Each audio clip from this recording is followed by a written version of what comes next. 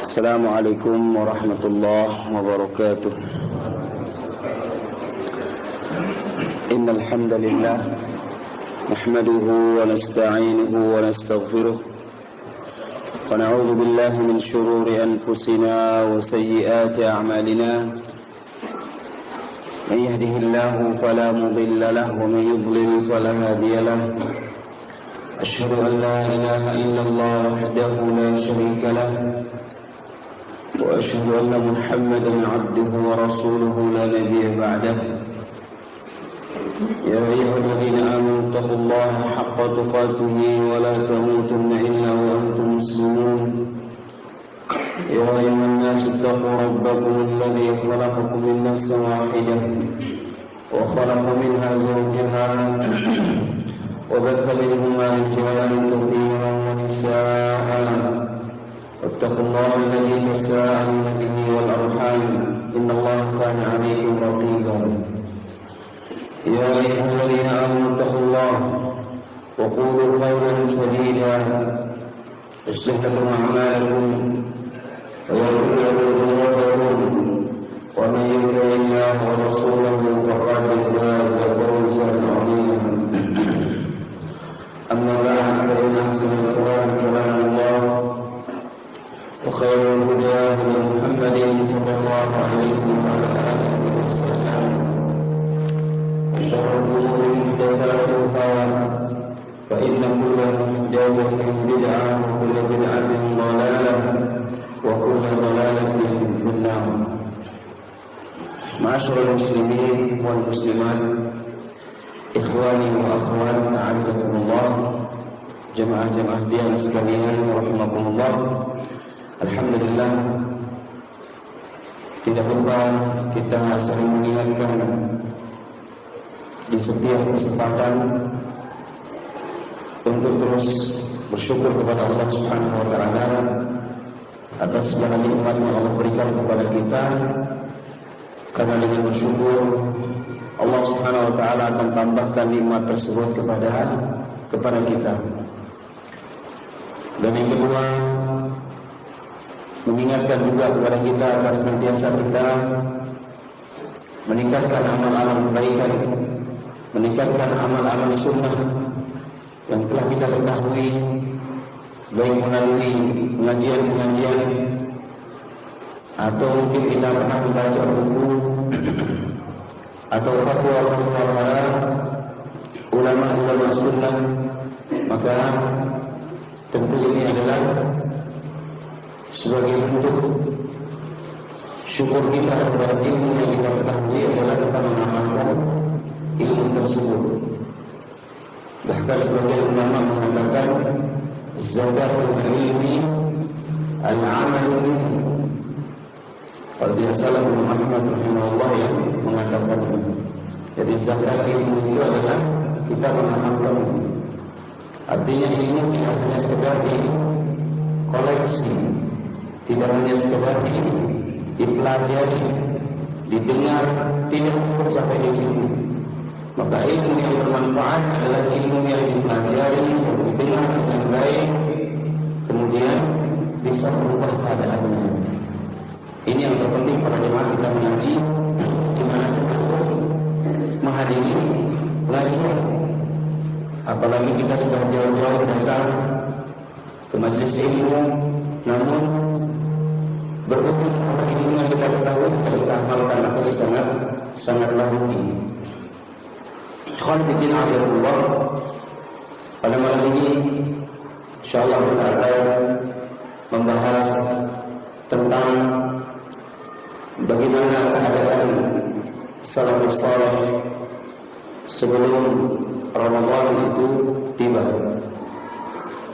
Bagaimana persiapan para salafus saleh untuk menyambut datangnya bulan suci Ramadan yang merupakan bulan terbaik, bulan yang penuh dengan keberkahan, bulan yang di dalamnya Allah Azza wa Jalla menurunkan berbagai macam keistimewaan, bulan yang di dalamnya Allah Subhanahu wa taala melipat gandakan kebaikan-kebaikan bagi yang mengamalkannya. pentingnya bulan ini, oleh karena mulianya bulan ini, maka tentu seorang mukmin yang cerdas tidak ingin ketinggalan. Seorang mukmin yang pandai dan cerdas selalu berusaha mengoptimalkan kesempatan-kesempatan yang Allah Subhanahu wa taala berikan kepada dia, dan itu kita mohon terus kepada Allah agar Allah jadikan kita tidak menyia-nyiakan kesempatan dan waktu yang Allah berikan. Ikhwan fillah azakumullah, ada beberapa catatan yang perlu kita ketahui dari keadaan-keadaan para salafus saleh sebelum datangnya bulan suci Ramadan. Yang pertama disebutkan oleh para ulama adalah yaitu mereka mempersiapkan diri dengan memperbanyak doa agar Allah Subhanahu wa taala mempertemukan dia dengan bulan Ramadan. Karena walaupun kita mungkin berada di waktu-waktu yang sudah mendekati bulan Ramadan, namun ingat para jemaah sekalian, umur kita ini adalah perkara yang dirahasiakan oleh Allah. Ajal ini datang kapan saja Allah takdirkan bagi kita. Tidak ada orang yang bisa menebaknya. Oleh karenanya, para salafus saleh tidak pernah berhenti dari yang namanya memohon dan berdoa kepada Allah Subhanahu wa taala agar dipertemukan dengan bulan yang mulia, yaitu bulan Ramadan. Ini keadaan mereka yang pertama, memperbanyak doa. Jangan kita tertipu dengan kesehatan badan. Orang sehat belum tentu ada jaminan mau berjumpa dengan bulan Ramadan. Sekarang sehat, besok siapa yang jamin dia sehat? Sekarang mungkin ya dia segar bugar, ya badannya kuat, besok siapa yang jamin dia bisa kuat beribadah?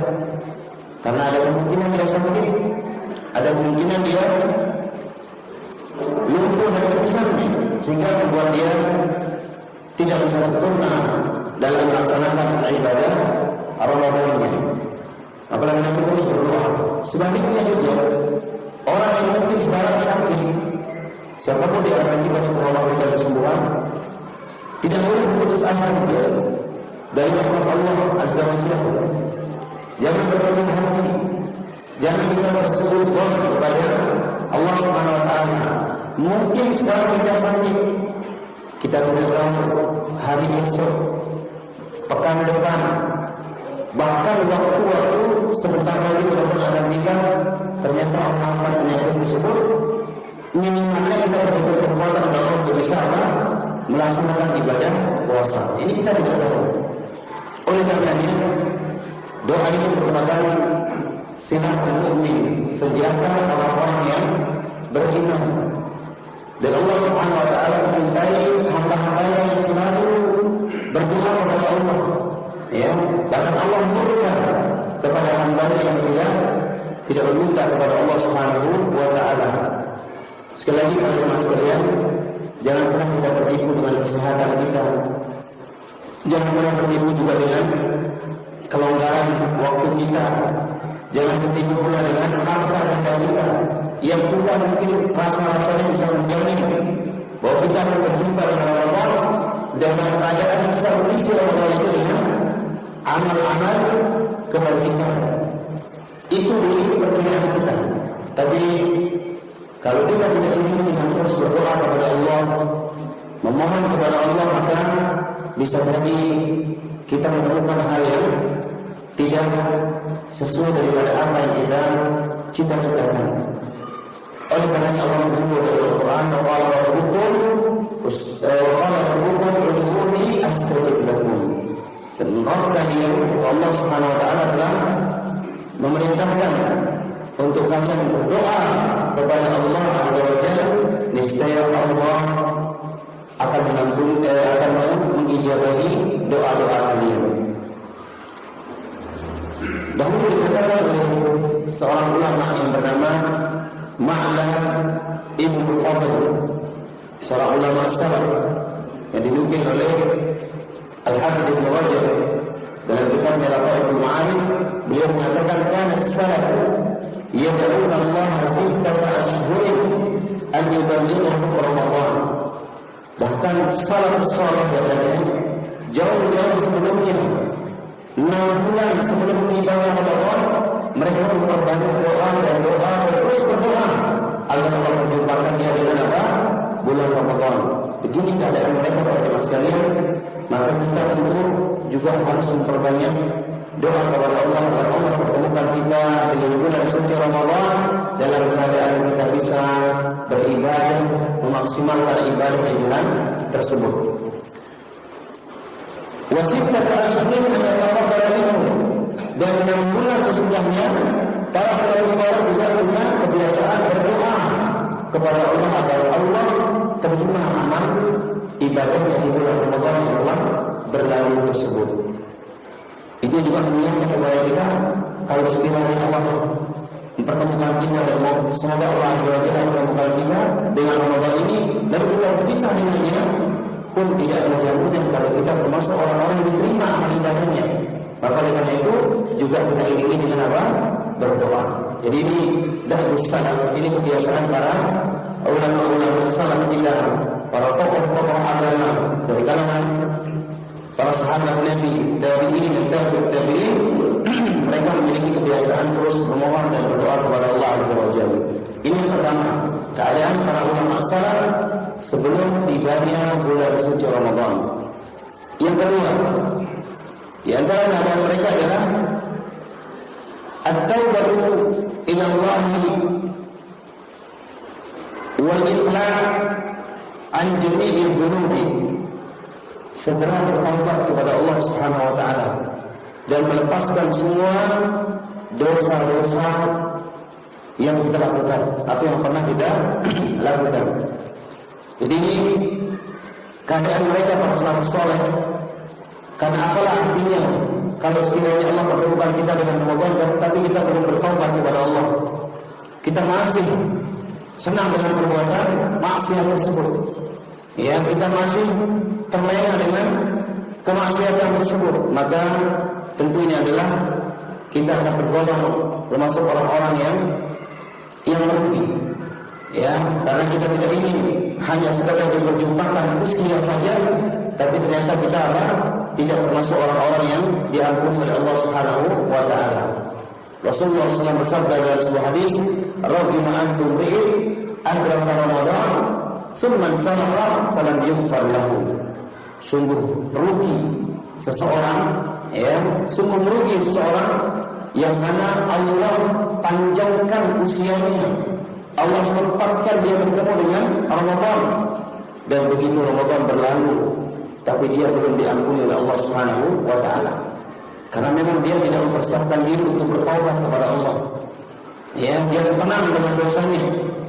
Dia lalai dengan kelalaiannya. Dia lupa dengan kemaksiatan yang dia lakukannya. Sehingga begitu masuk Ramadan, kemaksiatan itu masih terus dia lakukan. Oleh karena itu para jemaah sekalian, di antara persiapan kita menyambut bulan Ramadan adalah mensucikan hati-hati kita dari dosa-dosa dan maksiat. Persiapkan lisan kita, mempersiapkan seluruh anggota badan kita untuk kita jauhi dari segala bentuk kemaksiatan. Jangan sampai Ramadan tiba namun lisan kita masih saja tidak bisa kita kendalikan. Maka ini kita khawatirkan juga, karena kalau tidak demikian bisa jadi dia terkena hadis Nabi sallallahu alaihi wasallam, "Man lam yada' qawla az-zur wal 'amal bihi, falaysa lillahi hajatun fi an yada'a ta'amahu wa syarabahu." Siapa yang berpuasa di bulan Ramadan atau di bulan-bulan yang lainnya, utamanya di sini poin kita adalah bulan Ramadan. Kemudian dia berpuasa, tapi apa? Tapi lisannya tidak dijaga. Ya. Dosa-dosa itu dianggap enteng, padahal dia sedang berpuasa. Ya, dia berbohong di saat puasa, dia menggosip, ghibah, dia mengadu domba, memfitnah dan lain sebagainya, ya, menipu, pokoknya semua dosa lisan. Dia puasa tapi tidak meninggalkan perkataan dusta, kemudian tidak menjauhi juga perkara-perkara yang dusta atau maksiat. Maka apa kata Rasulullah? Orang yang seperti ini Allah tidak butuh kepada puasanya. Allah tidak butuh puasanya, artinya apa? Sia-sia dia puasa. Dia nak kemudian gawe puasa karena Allah tidak menerima ibadah puasa kita. Oleh karena itu ada sebagian ulama berdasarkan hadis ini dengan tegas mengatakan saya puasa lalu lengkap maka diterima puasa. Sebagian ulama ya, walaupun pendapat yang terkuat di sini adalah yang puasanya tetap sah, akan tetapi apa? Kesempurnaan pahalanya yang tentunya berbeda antara orang yang bisa mempuasakan lisannya dengan orang yang sedang puasa menahan tidak makan dan tidak minum. Ini berbeda ganjarannya. Ya. Tapi sebagian ulama, terutama ulama Zahiriyah itu mengambil zahir hadisnya. Falaysa lillahi hajah fi an yada'a ta'amahu wa syarabahu. Allah tidak butuh puasa orang yang seperti itu. Berarti kalau Allah tidak butuh, ini menurut pendapat sebagian ulama, ya, mengambil daripada zahir hadisnya, tekstual dari hadisnya ini menyatakan Allah tidak butuh. Namanya tidak butuh berarti Allah tidak terima. Kan begitu secara gamblangnya. Namun sebagian ulama ya dengan tentunya dikuatkan juga ataupun didukung oleh dalil-dalil yang lain, mereka menyimpulkan bahwasanya ketika orang berpuasa namun terjatuh dalam dosa-dosa besar atau dosa-dosa anggota badan yang lainnya, baik itu mata, baik itu telinga dan semisalnya, maka tidak sampai membatalkan apa? Puasanya. Ya, tidak sampai membatalkan puasanya, hanya saja kesempurnaan pahala tentu tidak dia dapatkan sebagaimana orang yang berpuasa lalu dia mampu menahan apa? Seluruh anggota badannya. Ini persiapan para ulama adalah bertaubat dan menjauhi segala perbuatan dosa, terutama yang berkaitan dengan seluruh anggota badan kita. Karena puasa intisarinya adalah tidak hanya kita mempuasakan perut kita dari tidak makan, tidak mengisinya dengan minuman ataupun menahan dahaga semata, tidak. Tapi puasa itu adalah bagaimana kita mempuasakan seluruh anggota badan kita. Ya, utamanya mempuasakan apa? Mempuasakan lisan kita, karena inilah yang paling menjadi sumber keburukan dan sumber dosa yang kadang-kadang semua kita ya tidak menyadari akan hal itu. Kemudian keadaan salaf yang ketiga di dalam menyambut bulan suci Ramadan adalah mereka at-tafaqquh fi din wa khasatan fima yata'allaqu bi ahkam as-siyam. Tafaqquh fi din, persiapan para ulama salaf adalah mendalami ilmu agama, terutama atau terkhususnya yang berkaitan tentang apa? Hukum-hukum puasa di bulan suci Ramadan ini. Ini penting, karena banyak orang tergiur dan banyak orang tertipu, ya, sehingga persiapan Ramadan hanya lebih kepada perkara-perkara yang berkaitan dengan dunia mereka, ya, sibuk mempersiapkan berbagai macam aneka makanan, sibuk mempersiapkan berbagai macam peralatan-peralatan yang mungkin ya akan mereka siapkan untuk sebagai tempat hidangan-hidangan makan mereka. Seolah-olah yang kebanyakan Ramadan itu adalah Ramadan untuk banyak makan dan makan dan makan. Atau mungkin persiapan-persiapan yang lainnya. Walaupun pada jemaah sekalian itu perkara yang boleh-boleh saja, selama tidak melampaui batas. Ya, kalau melampaui batas, memang Allah Subhanahu Wa Taala jelas melarang kita. Sebagaimana Allah Azza wa Jalla mengatakan, "Kulu washrabu wa la tusrifu." Makan dan minum kalian tapi jangan apa? Melampaui batas.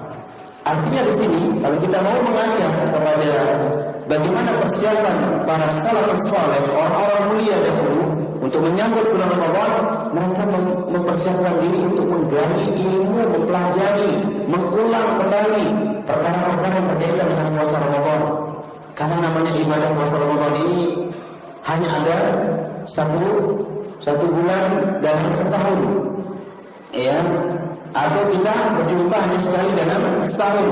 Tentu mungkin banyak fikih-fikih yang kita lupa, banyak ilmu-ilmu yang berkaitan tentang puasa yang kita lupa, banyak pula amalan-amalan yang perlu kita jalankan di bulan Ramadan. Mungkin kita juga tidak tahu. Kita hanya mungkin tahu secara umum Ramadan adalah bulan untuk berpuasa, tapi di sana banyak amalan-amalan yang perlu untuk kita dalami, yang perlu untuk kita pelajari, agar jangan sampai puasa kita para jemaah sekalian hanya sekedar kita menyibukkan diri untuk mempersiapkan hal-hal yang berkaitan dengan urusan perut.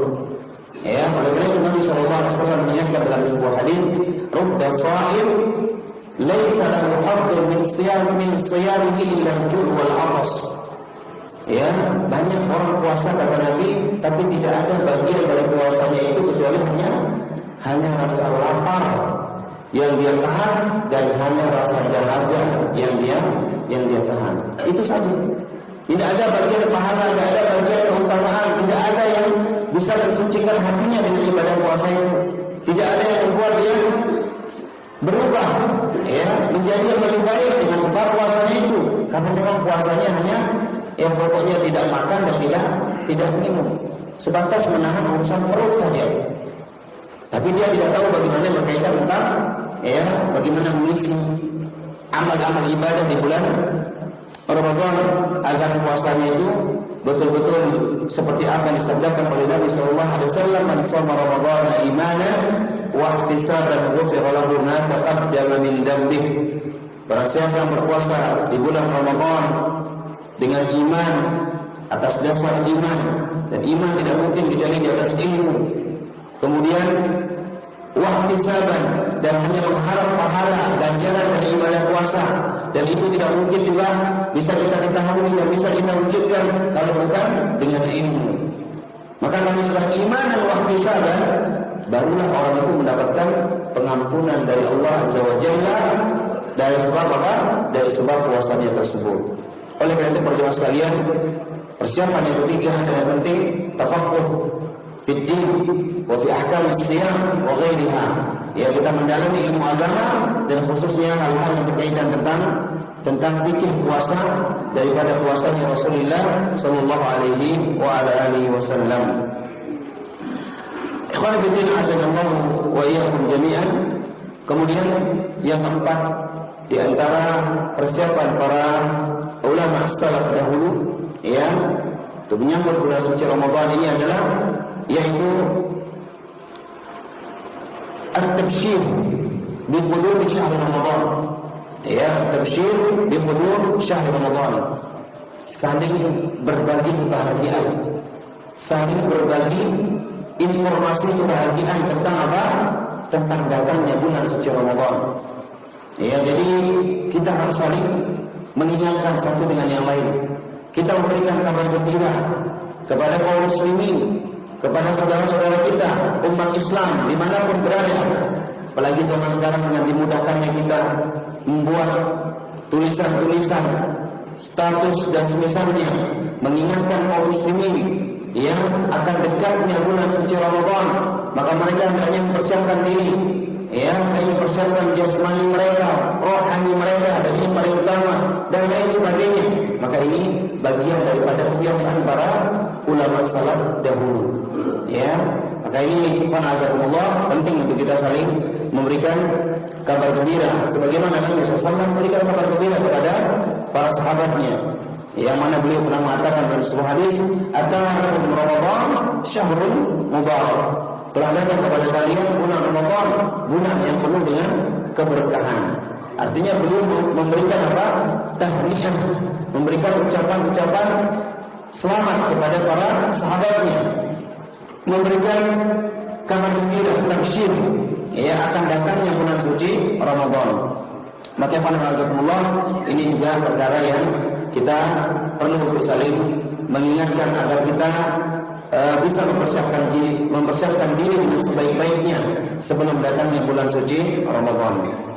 Kemudian yang terakhir yang kelima, di antara persiapan ulama salaf dahulu untuk menyambut bulan suci Ramadan adalah yaitu at-ta'awun fima bainahum, at-ta'awun fima bainahum ala birri wat taqwa. Tolong menolong, kemudian saling mengobarkan satu dengan yang lain, terutama hal-hal yang berkaitan dengan kebajikan, ketakwaan, yang sekiranya amalan tersebut bisa kita lakukan di bulan Ramadan. Ini penting. Jadi perlu kita saling ta'awun satu dengan yang lainnya. Oleh karenanya, salah satu hikmah disyariatkannya kita untuk bersedekah, untuk berinfak di bulan Sya'ban ini adalah untuk melatih kita agar kita bisa berbagi. Lebih-lebih nanti ketika datangnya Ramadan, kita dianjurkan untuk memperbanyak juga amal-amalan sunnah di bulan Sya'ban ini sebagai bentuk persiapan kita agar bisa ta'awun, bisa kerjasama dalam apa? Dalam perkara-perkara kebaikan. Kalau karena itu, apapun bisa kita lakukan untuk kita bisa membantu, memudahkan saudara-saudara kita untuk melaksanakan amal ibadah di bulan Ramadan, maka ini bagian daripada persiapan yang semestinya harus kita lakukan. Baik itu yang berhubungan dengan perkara-perkara yang biasa dilakukan oleh kaum muslimin, itu berbuka puasa misalnya, atau mungkin tempat-tempat pelaksanaan salat tarawih, atau menyiapkan juga Al-Quran yang kiranya akan digunakan dan dibaca oleh kaum muslimin di bulan suci Ramadan, dan sosial-sosial yang lainnya dan kebaikan-kebaikan yang lainnya yang bisa kita bantu saudara-saudara kita untuk kita sama-sama saling mengingatkan, agar kita bisa memaksimalkan Ramadan kita untuk sama-sama kita meningkatkan amal ibadah di dalamnya. Jadi ini 5 hal para jemaah sekalian yang merupakan catatan dari apa yang saya dapatkan dari keterangan para ulama kita di dalam menyiapkan diri untuk menyambut bulan suci Ramadan. Yang intinya adalah bahwasanya persiapan-persiapan tersebut tentunya sudah kita maklumi bersama, maka hendaknya kita mengintrospeksi, mengoreksi diri kita kembali, apakah kita sudah bisa mempersiapkan diri kita dengan hal-hal tersebut, ataukah masih banyak hal yang luput dari kita, maka segera kita sempurnakan. Ikhwani fillah, azakumullah. Insyaallah taala kita tambahkan sedikit setelah kita mengetahui bagaimana persiapan para ulama salaf dahulu untuk menyambut bulan suci Ramadan ini, maka kita akan masuk membahas sedikit tentang ahkam siyam, tentang hal-hal yang berkaitan tentang puasa. Dan untuk memaklumi bahwa mengkaji kitab tentang puasa ini memang sangat banyak sekali kitab-kitab para ulama yang membahas tentang itu, baik kitab-kitab induk atau kitab yang mutawwalat yang besar berjilid-jilid, ataupun juga kitab-kitab muasir yang ditulis pada zaman-zaman sekarang ini oleh para ulama-ulama kita yang hidup di zaman sekarang. Itu yang dikenal dengan ulama-ulama kontemporer. Mereka juga menulis buku-buku, dan hampir saya pribadi dan tentunya banyak orang yang berilmu dari saya itu menemukan banyak sekali buku-buku tentang puasa Ramadan. Apalagi kalau kita buka, ada aplikasi di HP namanya Maktabah Syamilah misalkan, atau referensi-referensi lainnya, link-link Islam, kita buka tentang puasa Ramadan ini luar biasa. Ini menunjukkan bahwa semangatnya para ulama saling menasihati. Ini kita ambil pelajaran bagaimana semangatnya para salafus saleh dahulu saling mengingatkan lewat tulisan-tulisan agar kaum muslimin kembali kepada apa? Kepada puasanya Rasul sallallahu alaihi wasallam. Karena hanya beliaulah panutan kita dalam kita menjalankan ibadah puasa. Ikhwan fillah, azakumullah. Tentu seperti yang saya katakan tadi, kalau kita melihat buku-buku sangat banyak sekali, namun apa yang bisa kita baca, itu akan menjadi ilmu bagi kita semua, ya, entah itu diambil dari kitab-kitab para ulama kita dengan judul yang berbeda-beda tentunya, maka insya Allah itu juga akan saling melengkapi satu dan yang lainnya. Di sini saya ambilkan dari satu buku yang ditulis oleh Syekh Ali bin Hasan Al-Halabi rahimahullah dan juga Syekh Salim Al-Hilali hafizahullah, yaitu sifat shaumin Nabi sallallahu alaihi wasallam di Ramadan. Sifat tata cara puasanya Nabi SAW di bulan Ramadan. Juga ada buku ditulis oleh Syekh Saleh As-Sindi, Dr. Saleh bin Abdul Aziz Sindi rahimahullah atau hafizahullah, Ashru Masail Muhimmah fi Shiyam, 10 perkara penting yang berkaitan tentang puasa. Ya.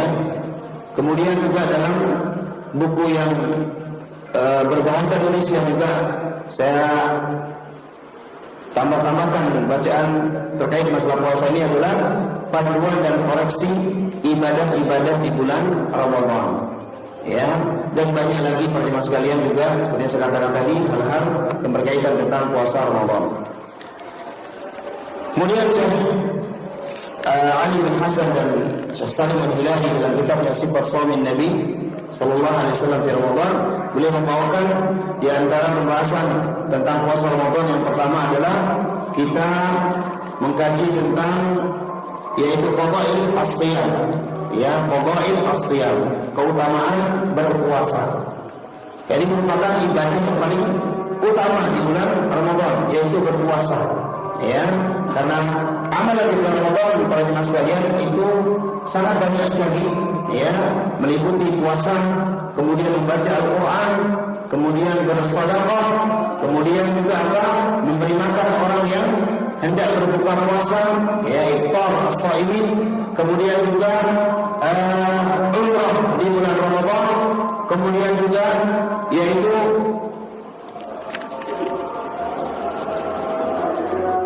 amalan-amalan sunnah yang diajarkan seperti takjil al-fitr, menyegerakan berbuka puasa, ya, kemudian juga ta'khirus sahur, menunda ataupun mengakhirkan sahur dan lain sebagainya. Yang sama nanti kita akan lalui. Demikian juga i'tikaf, ya, demikian juga qiyam Lailatul Qadar, ya, salat malam di malam-malam Lailatul Qadar.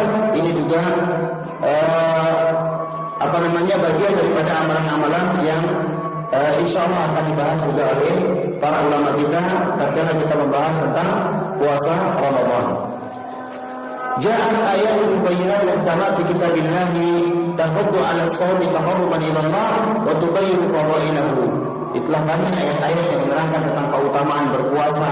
Demikian juga ya telah banyak dalil-dalil baik dalam Al-Quran ya maupun dalam Sunnah Nabi SAW yang menjelaskan tentang keutamaan daripada berpuasa ini.